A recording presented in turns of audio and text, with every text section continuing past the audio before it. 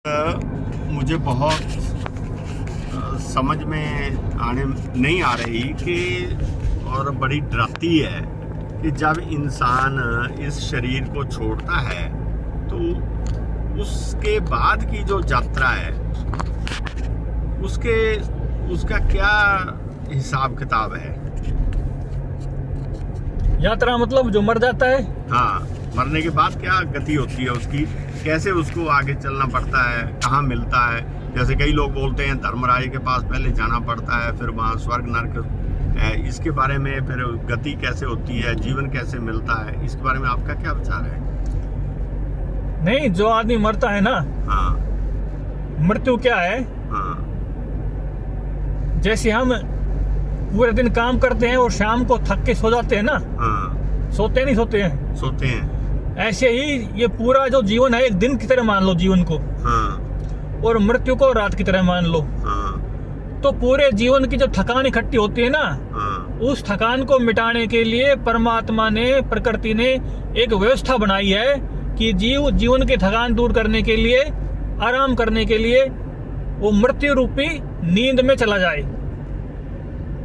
ठीक है ना? हाँ, तो जो मृत्यु है वो नींद की तरह से है, इसके अलावा कुछ भी नहीं है।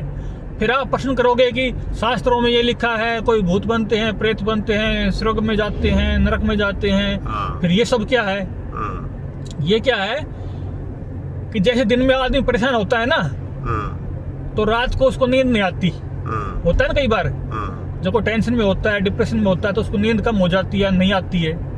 होती कि नहीं होती ऐसा? होता है। ऐसे ही जो जीवन भर परेशान रहा है, टेंशन में रहा है, उसकी भी जो मृत्यु वाली नींद है ना, उसके ऊपर असर पड़ जाता है। अच्छा। तो जो वो असर है ना टेंशन का, डिप्रेशन का, हाँ, या बुरे कर्मों का, हाँ, मतलब टेंशन डिप्रेशन किसको होती है? जो बुरे कर्म करते हैं, हाँ, या अवैध कर्म करते हैं, हाँ, या क्षमता से ज्यादा करते हैं। हाँ, तो वो चीज है ना, वही स्वर्ग, नरक, भूत, प्रेत, ये सब बनती है उसी हिसाब से। तो उनकी गति का यही है कि अधिकतर जो जीवात्माएं होती है ना, वो मृत्यु में जाके सो जाती है। जो अच्छा। बहुत ज्यादा परेशान होती हैं, बहुत दुखी होती हैं, वो नरक में या प्रेतात्मा में इस तरह की तब्दील हो जाती है। हाँ, तब्दील हो जाती हैं, महसूस करती हैं ऐसा। हाँ, उनको ऐसा महसूस होता है। हाँ, वह असल में तो है वो पूरी की पूरी प्रक्रिया नींद की ही। ऐसा कुछ नहीं है कि कोई बहुत स्पेशल रूप से कहीं किसी जगह नरक बना है या कोई जगह बनी हुई है वहाँ जीवात्मा जाती है। जीवात्मा का अपना खुद का ही एक वो है, अवस्था है वहाँ पे, बिना शरीर के, खाली उसकी अपनी स्मृतियाँ होती हैं। जैसे नींद में सपने होते हैं ना, हाँ, जैसे नींद में सपने होते हैं, ऐसे ही मृत्यु की नींद में भी जो कुछ उसको महसूस होता है वो उसके सपने ही होते हैं, उसके अलावा कुछ नहीं हो। तो फिर ये जो कुछ लोग बताते हैं कि रीबर्थ है, जो हाँ। मुसलमान भाई हैं, हाँ। वो कहते हैं रीबर्थ है ही नहीं, वो ऐसे ही कब्रों में पड़ी रहते हैं। हाँ, तो उनका रीबर्थ नहीं होता है, पर उनकी वहाँ स्मृति काम नहीं करती ना।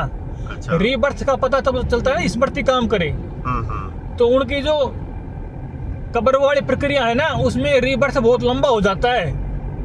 रीबर्थ बहुत लंबा हो जाता है। हाँ। उनका भी है। होता है, लेकिन उनका रीबर्थ लंबा होता है क्योंकि वो कब्र में दफनाते हैं तो शरीर पड़ा रहता है वहाँ पे, और जब तक शरीर पड़ा रहेगा ना, हाँ, तब तक जीवात्मा उसे मुक्त नहीं हो पाएगी आसानी से।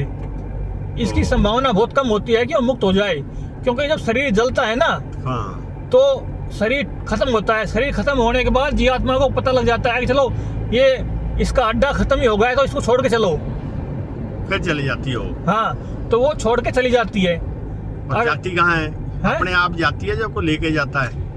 नहीं, लेके कौन जाता है? जब उस जैसी उसकी कल्पनाएं होती है ना, जीवन में भर में उसने जैसी कल्पनाएं की होती हैं, हाँ, उसको वैसा ही महसूस होता है। उसको ऐसा लग सकता है कोई ले जा रहा है, हाँ, या ऐसा लग सकता है कि मैं जा रही हूँ, हाँ, या कुछ भी नहीं लगे, वो सीधी नींद में ही चली जाए। कोई भी बात हो सकती है।